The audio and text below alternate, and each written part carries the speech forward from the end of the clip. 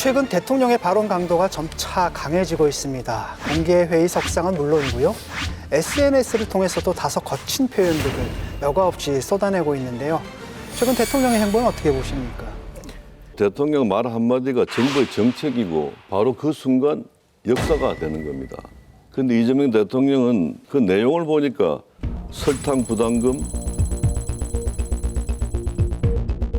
다주택자 양도세 부과. 저는 이재명 대통령이 지금 대통령직 운영하는 거 보고 생각보다 상당히 능력이 출중한 사람이다 하는 것을 저는 인정하게 되었습니다. 그러나 특히 실패했던 부동산 정책을 또다시 반복하겠다 하는데 이건 또 실패할 게 뻔합니다. 그래서 대통령께서는 여기서 멈춰주시기 바랍니다. 어떤 의미에서는 생활 밀착형이라고 저는 이렇게 좀 보여지기도 하고요. 아름다운 표현이죠. 그리고 또 서민적 풍모를 좀 남기기 위한 정치인의 쇼맨십이다 이렇게 보여져서 그렇게 꼭 나쁘다든가 이렇게 생각은 하는데 문제는 만기 침란 모든 것을 다 자기가 다 하겠다 이런 것으로 보여져서 걱정인데 그게 그 외환 불법 반출을 제대로 검색하느냐 그 말이에요.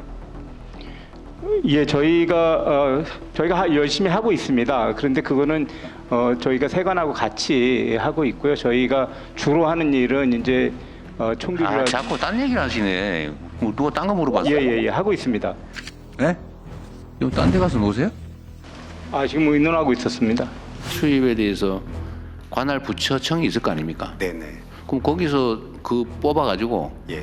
관리는 한꺼번에 하고 있다가 국가채권관리법을 개정을 해서 참 말을 더 무슨 빠를 것 같습니다.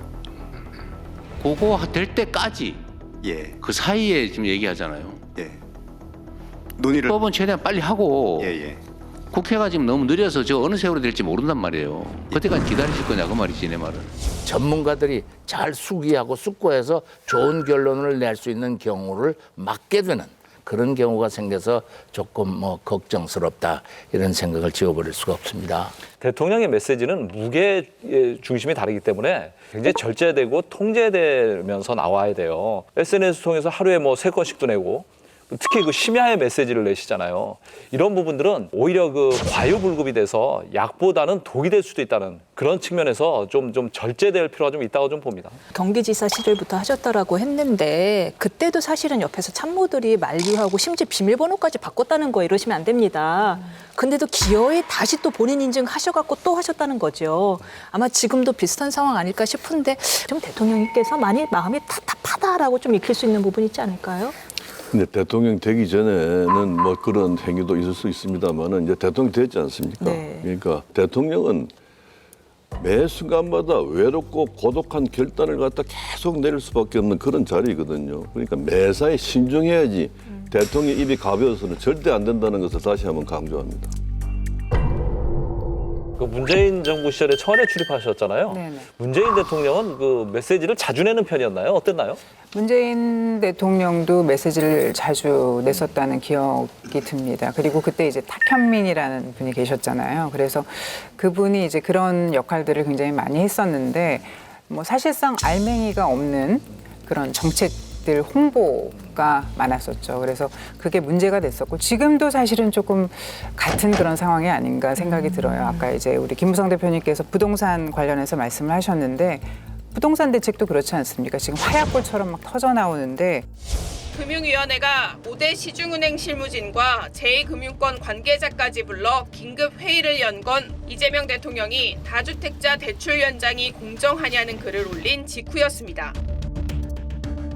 정부의 다주택자 양도세 중과 유예 중단 발표 이후 이 대통령이 등록임대주택 중과 제외의 점진적 폐지를 시사했는데 이번엔 다주택자 대출 제한 카드로 또다시 압박에 나섰습니다. 정말 냉철하게 계산기를 한번 잘 두들겨 볼 필요는 있습니다. 지금 파는 게 이익일까 아닐까. 단언컨대 지금 파는 게 이익입니다.